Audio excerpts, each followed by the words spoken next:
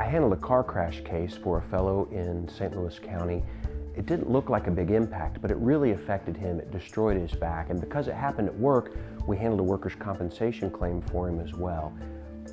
We took a long time before the workers' comp insurer finally agreed to give him the medical treatment that he needed. And when I called to tell him, his daughter answered the phone and said, "You know what, my dad's having emergency surgery on his back." It really shook me up because I felt like I hadn't given him what he had trusted me to do.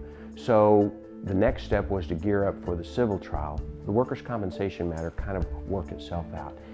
And at the civil trial, we knew that the insurance company was going to fight us and say, this wasn't a big impact, there's not a lot of force here, there's not a lot of car damage.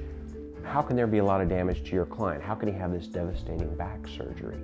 So we spent a lot of time learning the physics and discussing what happened and really getting a look at what happened to my client, not just what happened to his car. Spent a lot of time getting to know him and be able to tell his story. And when we got to trial, things were moving along pretty well. He did a fine job for himself.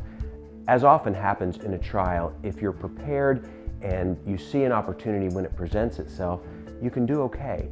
They brought in a witness who had seen the entire crash. He happened to be a cop that was on duty, someone that they had not spoken to before trial, but I had. And he told me that the crash was a lot faster than the defendant was going to say. And when the jury heard that the defendant wasn't telling the truth, they really punished him. That case would have settled for about $30,000. That was our last demand. Ultimately, the insurance company, with interest, paid my client about $500,000. I don't know if it was enough, but it felt like we went to the mat and did what was right for him.